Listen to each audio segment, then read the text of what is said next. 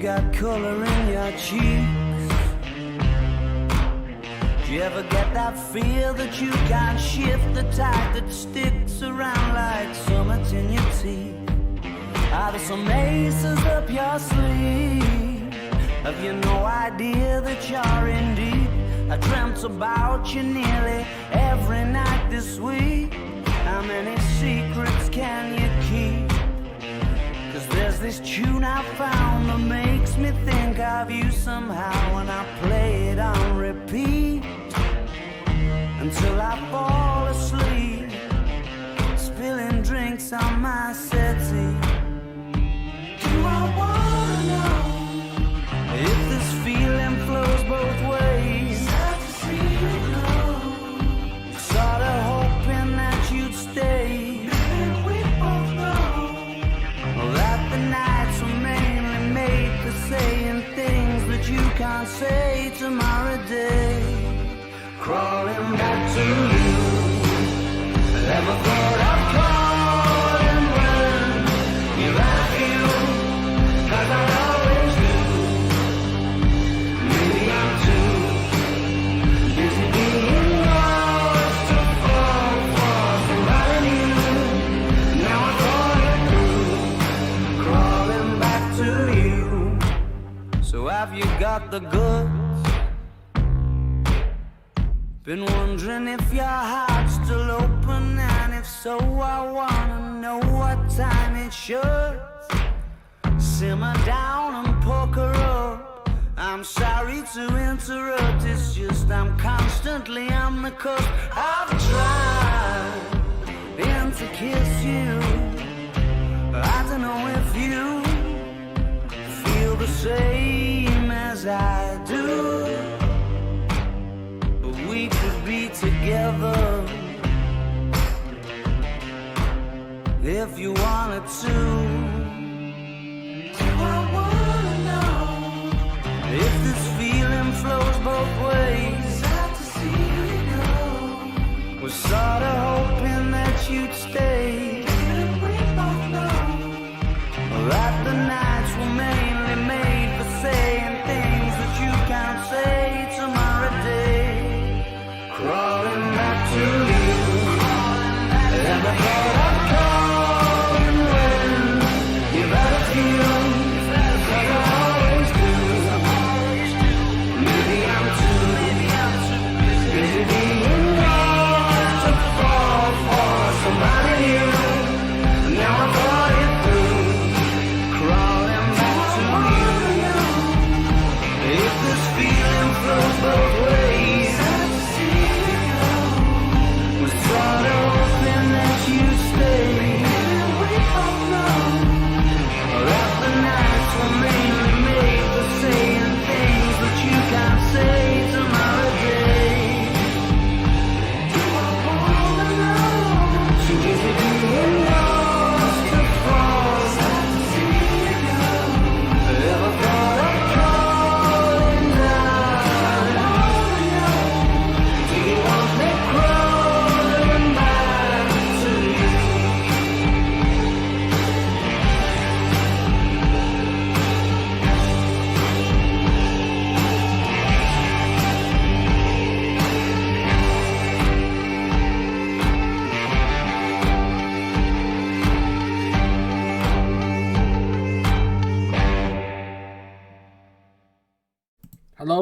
Hello, everybody. I'm your host, Mr. San Andreas, and this is the God Mode Monday talk show. You are all very, very welcome. This Monday, we have a lot of news to go through, but just then, that was Do I Want to Know by Arctic Monkeys and Busy Yearning by Jungle, two very good songs, okay? I realized last week that, you can always say kind of what genre you like, but for me, I feel like I listen to a lot of genres. I could listen to some modern hip-hop, next minute on to some rap, next minute on to some Dr. Dre, next minute on to the 80s, next minute on to AC/DC. I'm a very volatile music listener, okay? I found that out the other day. But anyway, besides that, if you are just tuning in, make sure to go follow all the Mradio social medias, that are Twitter and Instagram, the only Mradio, and also YouTube and Twitch at Mradio. Recently, just today on our YouTube channel, we managed to put up our talent show that we hosted in Out of Work RP, aka New York City, and that's up right now. You'll be able to see loads of different talents. We had people singing, we had people telling jokes, we had people doing voice impressions. I myself got up and said a few poems. It was fantastic. It's about a 24-minute video, but you can trim through some of the parts. And it went pretty well. So make sure to check that out on the YouTube channel if you haven't already. Anyway, as I said, we have a lot of news to get through today because a lot of different stuff happened, during the past 6-7 days since our last show. This is episode 22 now, show 22. We've done 22 shows of the God Mode Monday, which they're mostly archived on, the YouTube. There's like one or two that are not there, but if they're not there, it's because they weren't good enough. Okay, we have very high standards here. So we'll start off the week as we always do with what I played this week. I find myself some weeks playing loads of different games, too many to mention, and then other weeks not playing enough. This week was a fairly average week. You started off with some GTA 5M, just doing some roleplay over there, role-playing as Rush West. And this week was a very exciting week for us, as we got to do some news. We interviewed a murderer. We also attended court. We sat there for 4 hours. Actually, it was last night, I think I attended court in Twitch RP. And it was a 4-hour court session of federal court, where you're not allowed to talk, you're not allowed to stand up, not allowed to use your phone, you're not allowed to even look at a place. And holy crap, I'm a clerk court for Twitch RP, so my general stance is sitting there taking notes. But even for me, this was quite hectic. So most of the time I sat there and listened to my music because it's federal court, so it's like a step above. It's a step above the step above. Okay, the big boys came in. Server owner and marshals and everything, the justices even have to sit there, and they're usually the highest rank in the court. But yeah, that's it. And that was 4 hours in court. And besides that, just kind of going the per usual route of roleplay. We're a cult leader as well on Ephraim Freed. That's coming along nicely. And then obviously we had the talent show on the 7th, which was actually, it was on the 6th. It was on the 6th, so it was 2 days ago. And then, of course, the Super Bowl happened yesterday. I don't know how that relates to what I played this week, but I feel like it's a pretty major event. You don't really want to be skipping on the Super Bowl. Quite a few memes came from The Weeknd. Luckily, we're not going to be playing any of their music, although I am a huge fan of The Weeknd's music, okay? I'm not even going to lie. For a long time, I thought I wasn't, but I've recently started listening to I Feel It Coming, I'm trying to remember the Starboy, The Hill. There's a lot of their songs, Blinding Lights, a lot of their songs I just kind of like, because they're good. Especially I Feel Like Coming with Daft Punk. I really like that one. And I Can't Feel My Face, that's also another good one. I do like The Weeknd. I feel like they're a talented band. Either way, I don't think I really played much else, besides that. I did play a little bit of GT on stream today.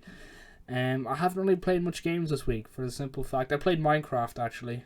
I did play Minecraft.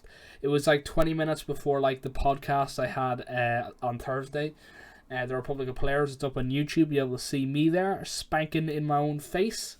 80% honest. And I played Minecraft like 20 minutes before that because I was like, I might as well just keep myself occupied. No point in ruffling myself up here, worrying.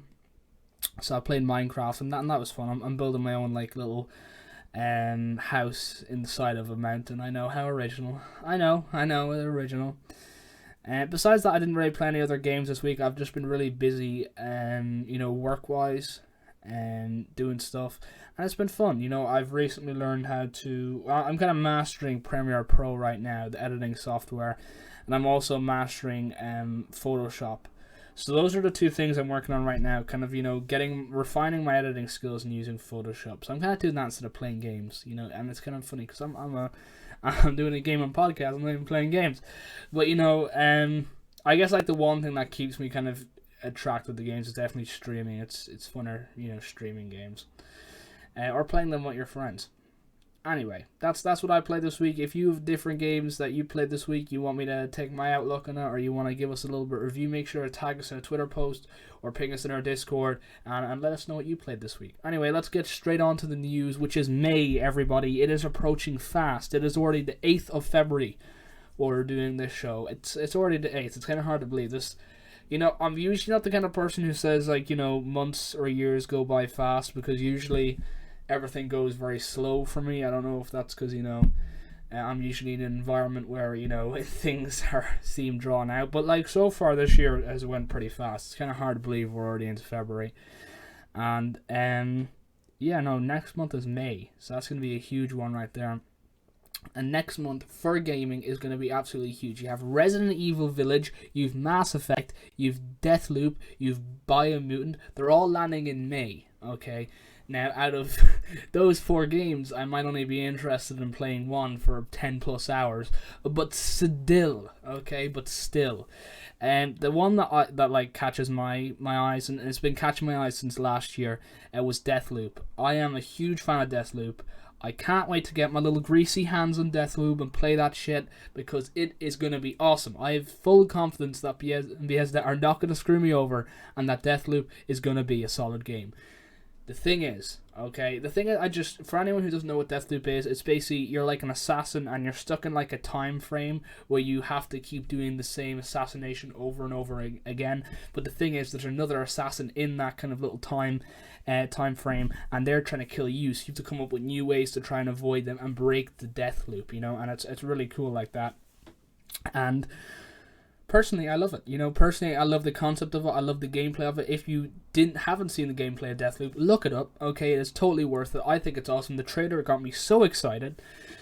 Biomutant, haven't seen the trailer. Mass Effect, you know, I never really get excited for Mass Effect games. You know, the same old. And then Resident Evil Village. I'm not a big fan of the Resident Evil series, simply for the fact that the game is designed to give you heart attacks. But you know what? I respect Resident Evil, okay? I mightn't like Resident Evil, but I respect it. It's a huge game franchise. I have loads of friends who speedrun it and also play it vividly. And honestly, I'm quite excited for Resident Evil Village to see what it kind of brings, because last Resident Evil I saw was the remastered version. I think it was Resident Evil 2 remastered, maybe? I'm not too sure. There's a lot of them. There's a lot of them. I lose track, okay? I'm not even going to lie to you on that one.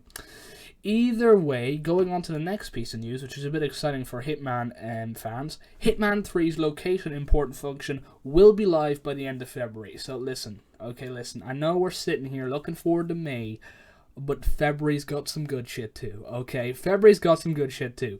So the thing about Hitman 3, you know, most people are going to sit here and go like, what you talking about, Mr. S.A.? Okay, what you talking about? You're going off your rocker. While that may be true, Hitman 3's location import function basically means, you know, in Hitman 2 you could play Hitman 1 and have your save progress from Hitman 1, but see, in Hitman 3 you couldn't do the same thing. You could play Hitman 1 and 2 if you were very lucky to have that working, but what you couldn't do is that you couldn't have your save progress from previous games. So that's basically what it's saying. And IO Interactive, who've been working on fixing this bug, because it's proven to be quite difficult for them, they fixed it. They fixed it, and it's going to be live by the end of February. Whether that gets delayed, I don't know, but if it's hitting the news blocks, it's surely something solid. Now, I said that February's a good month, and I didn't just mean that for Hitman 3, okay? Hitman fans, okay, calm down over there. We got some good news for the gamers as well. NVIDIA's RTX 3060 12GB looks to set launch on February 25th. So, you know, we might have to wait a few days, you know, it's going to be sucky in that way. But once it hits on February the 25th, you just keep moving up. The thing about graphics cards that, you know, I don't like really hate it. I just kind of dislike it. Is they're constantly improving, and that's like huge criticism from me, because, you know, I'm very much, you know, in the mindset of constant approval. But what this means is that you might have a 2060, but it doesn't matter, because now the 3060's out, and it's like, oh well, you have the 2060. Oh, you suck anyway, you know. Get the 3060, and it's kind of like the constant thing of, you know, it keeps making you spend money. I know I'm not going to get a new graphics card for at least a year or more. You know, what's really the point? I got a 2060. I'm happy with that.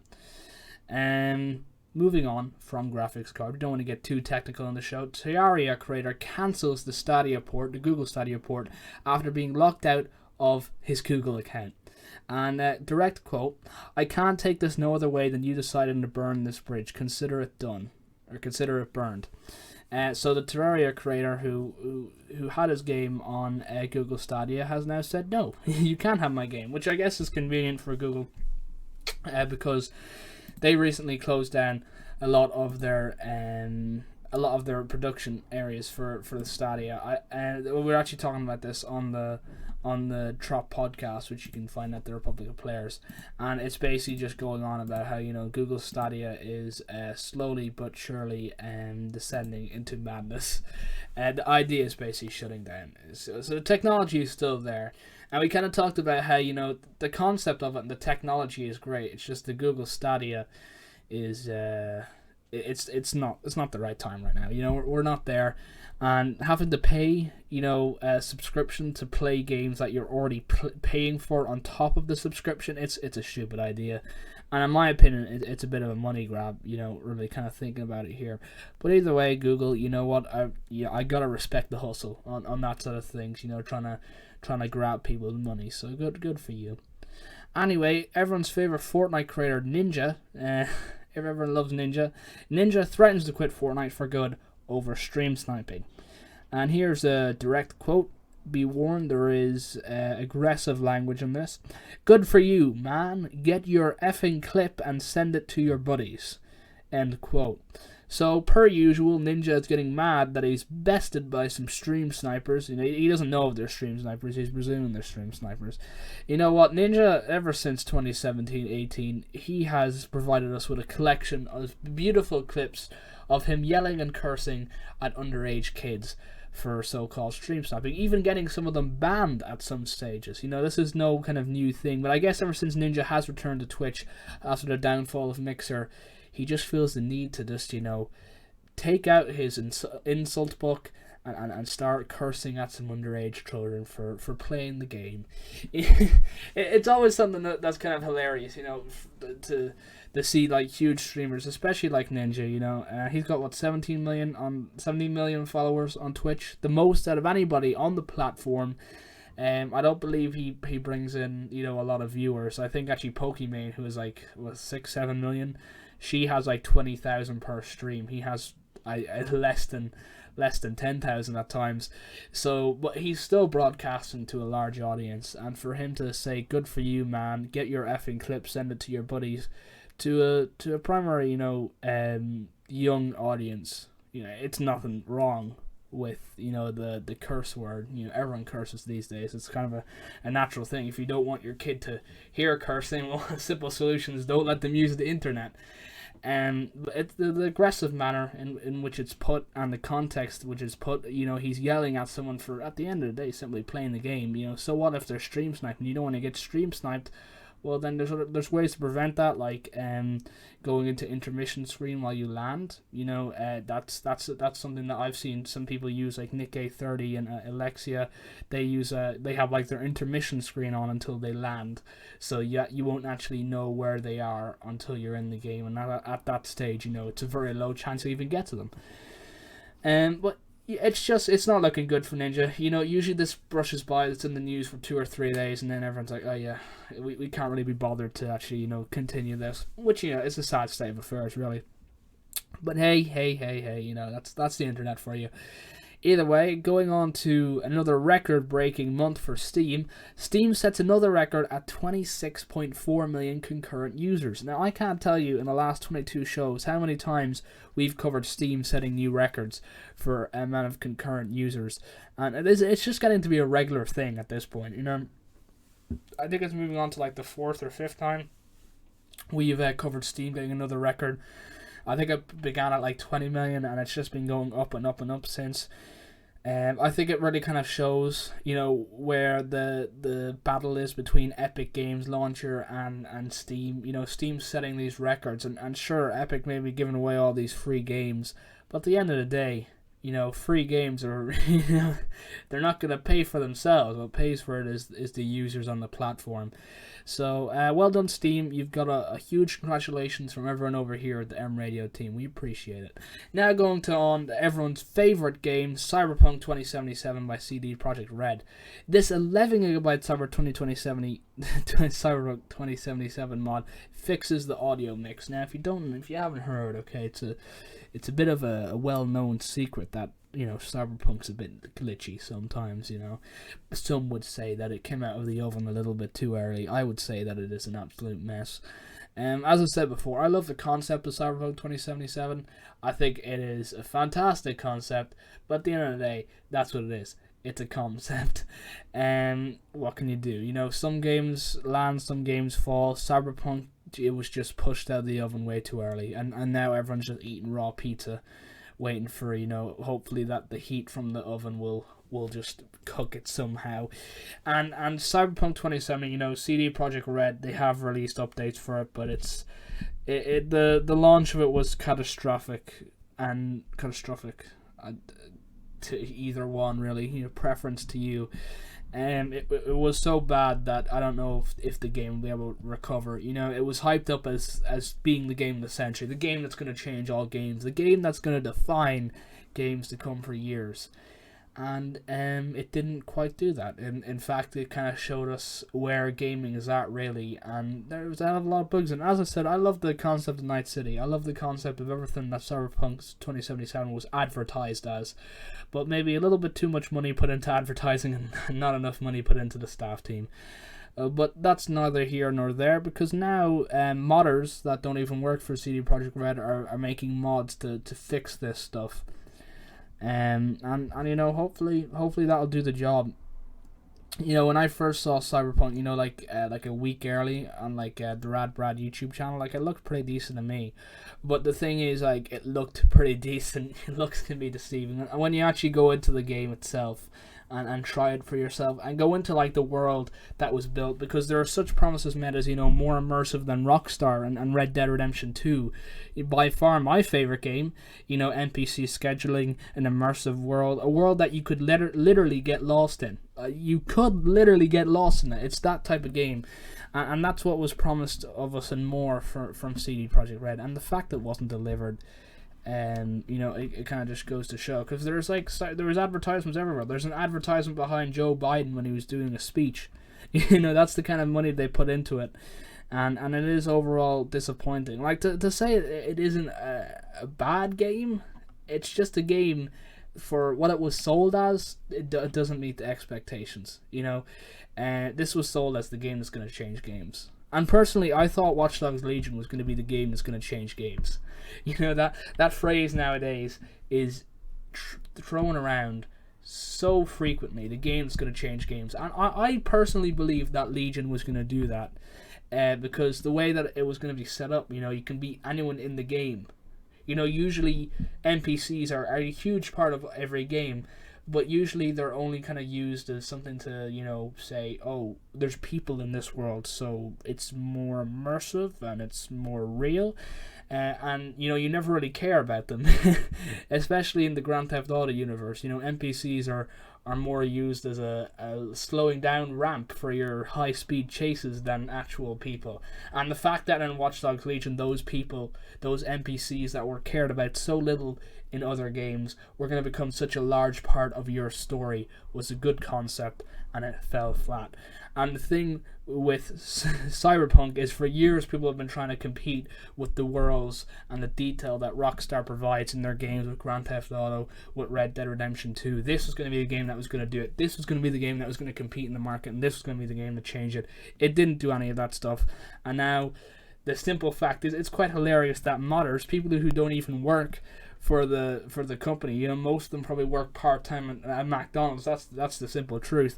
They're fixing the 8-year game. The 8-year game, the million. It cost millions to make. It took 8 years to make, and it's, personally, I think it's hilarious. Either way, going on to a few days ago, Reddit and GameStop, the tag team right there, they absolutely destroyed the stock market, and now HBO is making a movie about Reddit and GameStop. Because why not? Personally, I don't have any, judgment on this. HBO, you know, listen, I'm running out of shows to watch, okay? Sons of Anarchy is coming to an end, and they added one more season to South Park on Netflix, so I guess that'll keep me busy for a while. But HBO, if you want to make a movie about Reddit and GameStop, I would personally, I don't think it's going to make an interesting movie, you know. Personally, and that's like from a guy who uses Reddit and GameStop quite a lot, you know.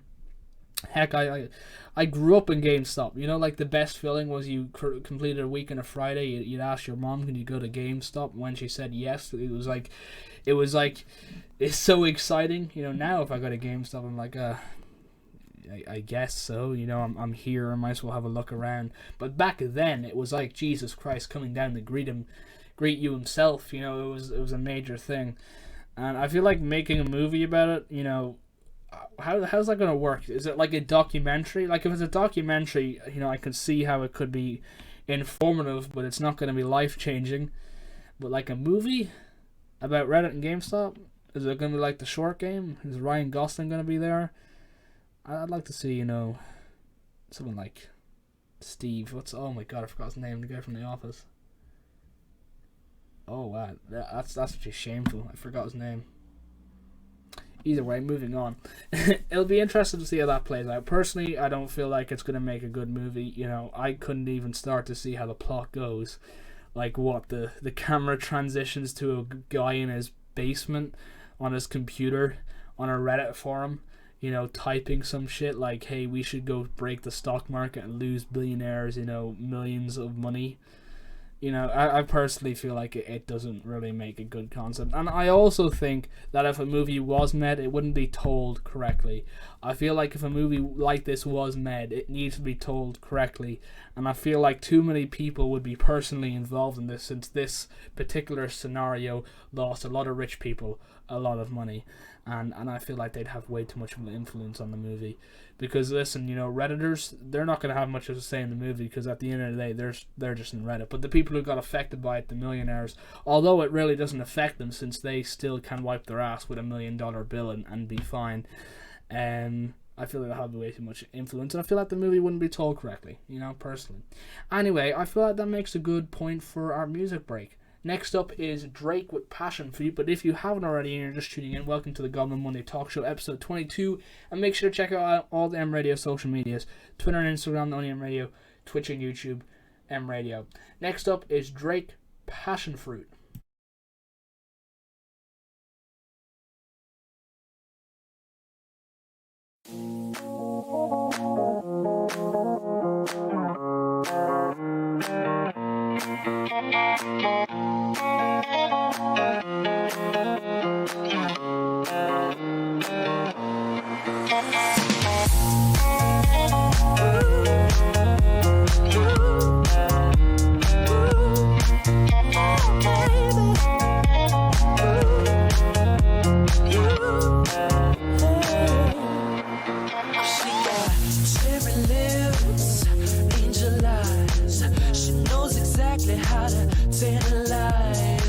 She's out to get you, danger by design.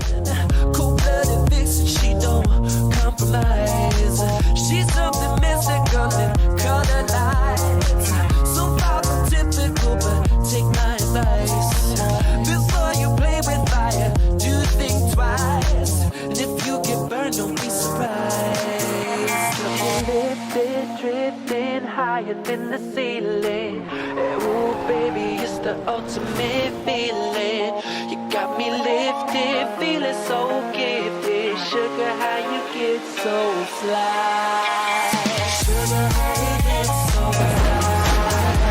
Ooh, sugar, how you get so fly? Sugar, how you get so fly? Ooh, sugar, how you get so fly?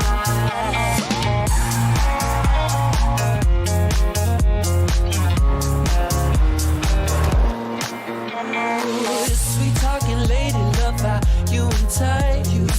Sugar with just the right amount of spice.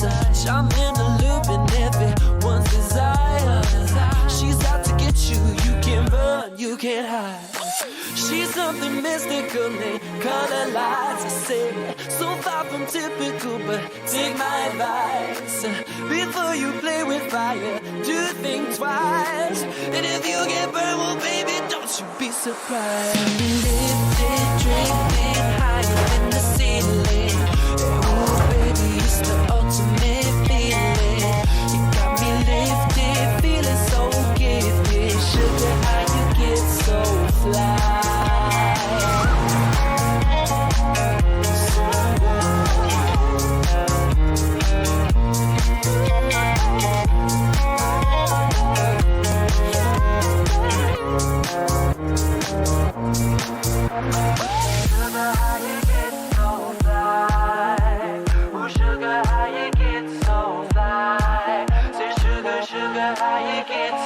fly?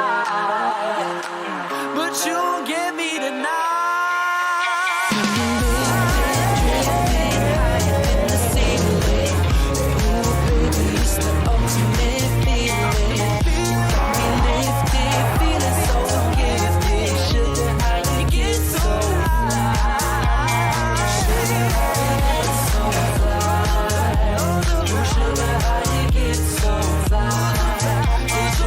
Sugar, how you get so fly?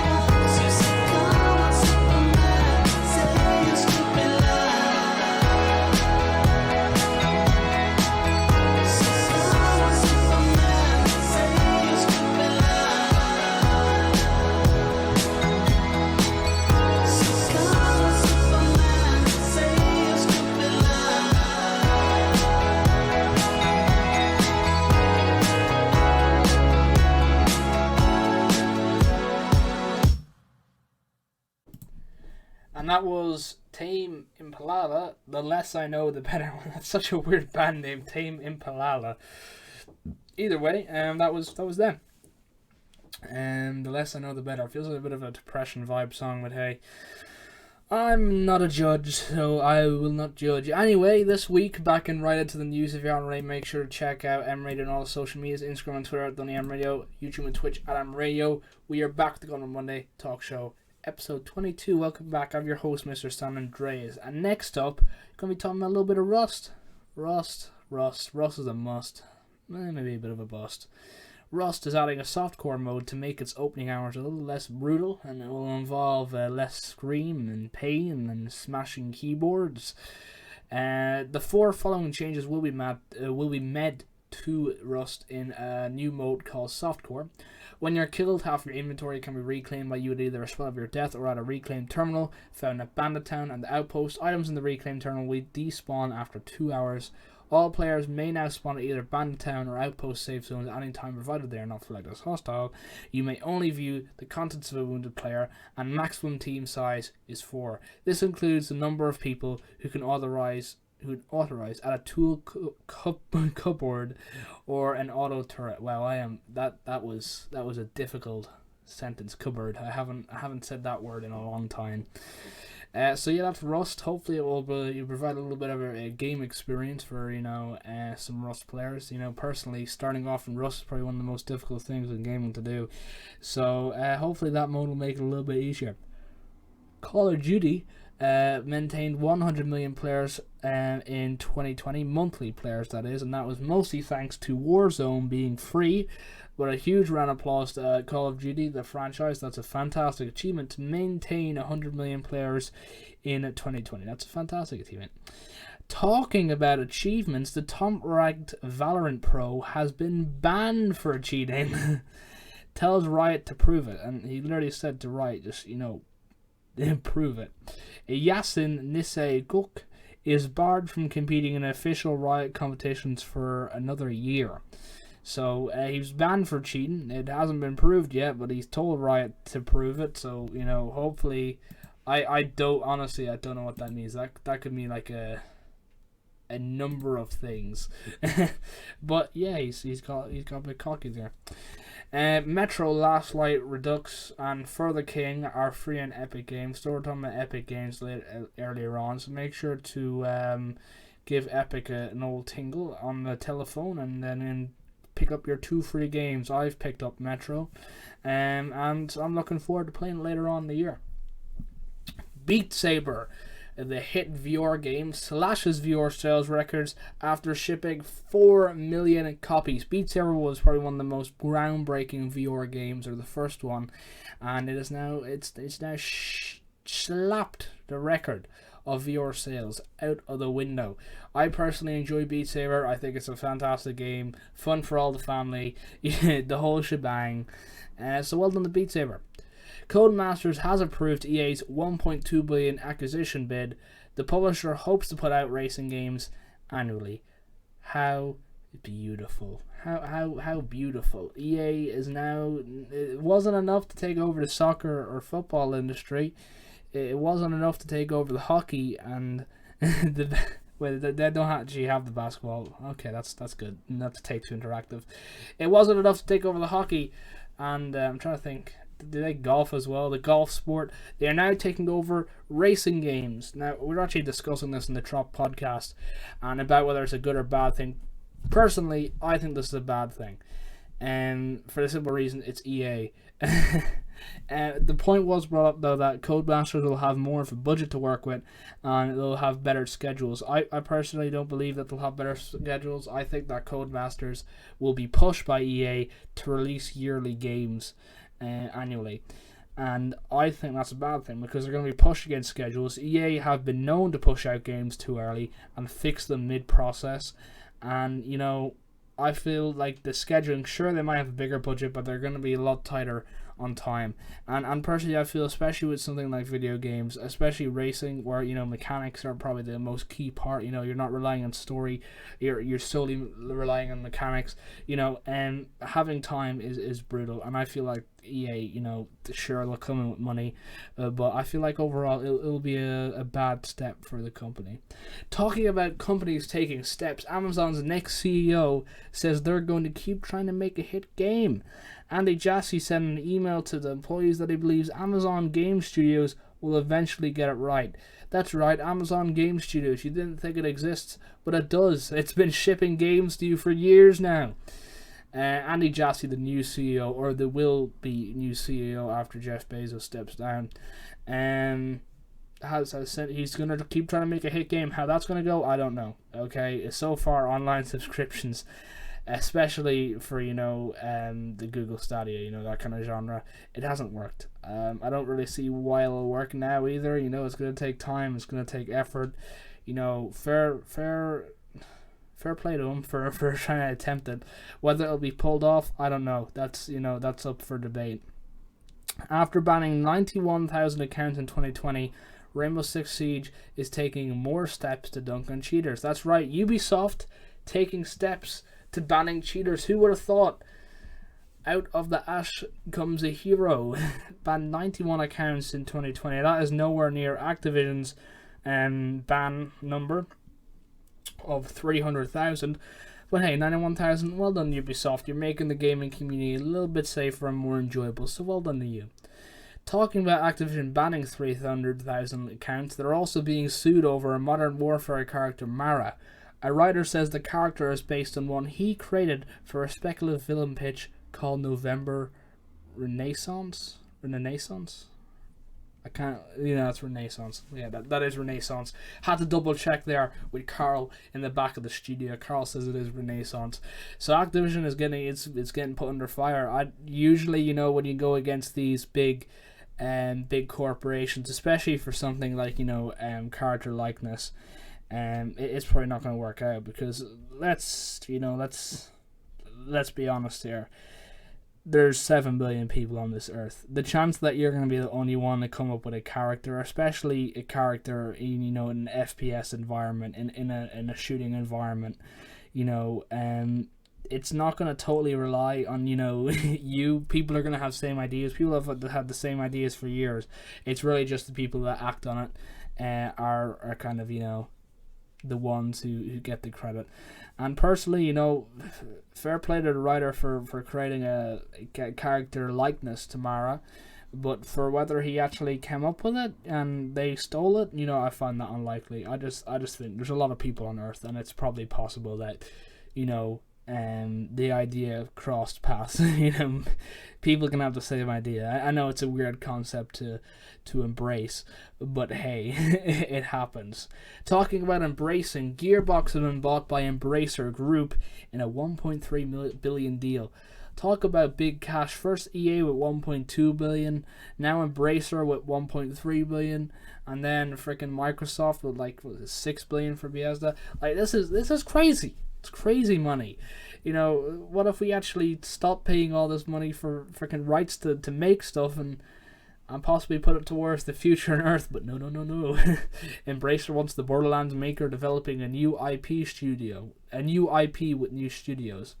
So, you know, whatever Embracer wants them to do, it better be worth a hell of a lot of money, because they spent $1.3 billion, and, you know, that doesn't just come out of someone's pocket, you know, and on a Sunday for donations to church. You know, that's a big chunk of money. And EA isn't slowing down on Star Wars games despite losing exclusivity, CEO says. Andrew Wilson, the CEO of EA, said the loss of sole rights to the license doesn't mean that EA is going to make fewer Star Wars games. There is rumors going around that Ubisoft could be looking to make a Star Wars game.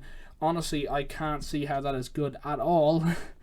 But EA, they finally lost the rights to Star Wars. You know, I see that as a good thing. It leaves open waters for maybe smaller or bigger studios to attempt a Star Wars game and maybe get the right formula for once. I will say the recent EA Star Wars games, they haven't been half bad. You know, don't take that out of context. You know, Star Wars Battlefront 2 had a very rough launch, and Jedi Fallen Jedi Nightfall. I forgot the name of it. Star Wars. I forgot the name of it. I was going on about how to say it was just passable. Fallen. Jedi Fallen Knight? Is that Jedi Fallen? I seriously forgot the name of it. I have no idea what it is. Let me try to get it up here. Jedi Fallen Order, that's it. It's such a forgettable game. It's like, it was cool when it came out. It was like, oh, a Star Wars game, yay. But like, I forgot about it. I couldn't even remember the name of it there for a second. And I'm going to be a goddamn gamer. Yeah, they're passable. Okay, let's say that. I do love Star Wars Battlefront 2, but we can't ignore the horrific start it had. Okay, pay for win. Yes, please, EA. Anyway, I see this as, a good thing, because hopefully, EA have learned from their mistakes. Yes, I know that is quite a big ask for such a company as EA, but who knows, maybe they have learned from their previous mistakes. And if they haven't, well, at least we have other companies out there who possibly might have a future in making Star Wars games.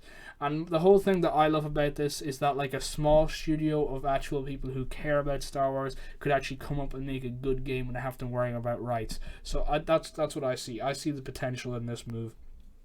Talking about EA, and I don't know why I said EA, because the next news is Battlefield. I just said, talking about EA, talking about FPS. The next Battlefield game will be revealed this spring. Things on that sort of, sort of things have been very limited. We don't really know much about the next Battlefield game that, besides it is coming. We obviously know that. But besides from that, we don't really know much about the next Battlefield game, and the last Battlefield 5, okay, I'm not going to hide my feelings here, but personally, I felt like a hell of a lot more could have been done for it. I feel like, once again, it was like one of those games that, it wasn't ridiculed because it was satisfactory, and the promise of possible future updates coming. Obviously, those updates never came, and Battlefield 5, it didn't die, but, it's not popular, it's not top tier on concurrent viewers on Twitch nowadays. And personally, I felt let down, because ever since Battlefield 1, I feel like there's been a missing formula. And definitely the direction they took it in Battlefield 1 was definitely different from the previous entries in the franchise. But, who knows? Personally, I wouldn't mind if things went back to Battlefield 4 days. I could easily get down with a story like that. But, hey, the industry changes. For what Battlefield 6 will be like, I really hope they kind of change it up, because each FPS era goes through a stage. You went through the World War One stage, then you went through the Cold War stage, then you went with the Modern Warfare stage, and now you're going with the World War Two stage, and it's kind of there's only so many themes you can do on games you can do themes on before it kind of gets tired. And personally, I'd like to see Battlefield kind of spice it up and throw something kind of unexpected my way. Whether that's going to happen, I highly doubt it, because they don't mind gambling when a lot of money is possibly to be earned from it, but when it comes to gambling for a decent game, they're very cautious. Talking about FPS games, Activision confirms Call of Duty Warzone uses internal anti-cheat software as it reaches 300,000 bans to date. That's right, you thought you were going to be cheating in Warzone, maybe having a good time with some aimbot? No thank you, because Activision uses an internal anti-cheat software. But, that's, good for them. As I said, getting rid of, less cheaters in the community, making it more fun for everybody, more enjoyable, more fair. So, well done to Activision on that. It's 300,000, getting your own internal anti-cheat software. Unfortunately, you can't figure out a way to make a game less than 200 gigabytes, but a little bit of a dig at them there. And our final news for today, before we move on to the last bit, is Jeff Bezos is stepping down as the Amazon CEO. This has been out for maybe 6 days, a week now. Sure, yeah. I don't really have much to say about this. He's still going to be earning all that money, because he has a lot of stock in Amazon. He's going to executive chairman of the board, so it's not like he's going to be giving up much power. He's really just stepping down as a CEO and letting Andy Jassy kind of take his place. I don't know who Andy Jassy is, but I already don't like him. You know, it's the same thing with Steve Jobs when he gave up his place to Tim Cook, I think it was. You know, and I don't think anyone's ever going to really live up to the same standard. And at best he's going to be satisfactory. You know, at best that's all we can hope for. But hey, you know, and so. Jeff Bezos, you know, congratulations. You now have enough money to buy a whole planet where you can ride a jet ski on it for free. Obviously, it wouldn't be for free because you have to pay for the planet, but you get the kind of gist of things I'm saying, Jeff. Yeah, me and Jeff, we go way back. Yeah, it was actually my garage he started Amazon in. Either way, that wraps up episode 22 for us. We went through loads of news from Ninja swearing at kids to Activision banning 300,000 people for cheating. It's been an absolutely fantastic show per usual. If you haven't already, make sure to check out all them Mradio social medias, Instagram and Twitter at Mradio, and Twitch and YouTube at Mradio. Make sure to go check out our latest video on YouTube where we've done a talent show. Either way, I've been Mr. San Andreas, and to finish it off is Luke Chiang, Used to Me. Don't stay up too late, but I gotta let you know that you've been on my mind. It's taken a while for me to say it, hope it's fine. And I wouldn't mind if you were taking up my time. So I'll meet you at 8. Whatever you wanna do is fine by me, I swear. Put on the radio and take you anywhere. 'Cause I've been tired of only talking when we text. I hope it's mutual, 'cause I think I could get used to this. Wondering if you think you'd get used to me. Now I'm getting nervous like I used to be. Asking you to say the word and I'll be on the way. Let's just go talk about it. I got time if you're about it. If you need me, I'll be here to stay. Let's just go talk about it. I got time, just don't stay up too late. But if you find yourself awake at 2 a.m., you can call me up, it doesn't matter when. Not gonna lie to you, I'll be here anytime. So let's not complicate whatever emotions that we're feeling at this time. When we got issues, we can solve them down the line. And if you feel the same, I hope you won't get tired of me. Do my best to offer something new to you. You don't need to doubt that I'll be true to you. I promise if you say the word and I'll be on the way. Let's just go talk about it. I got time if you're about it. If you need me, I'll be here to stay. Let's just go talk about it. I got time if you're about it. Say the word and I'll be on the way. Let's just go talk about it. I got time if you're about it. If you need me, I'll be here to stay. Let's just go talk about it. I got time if you're about it.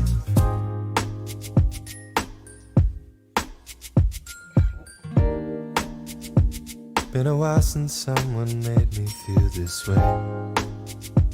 Been a while since someone made me feel okay.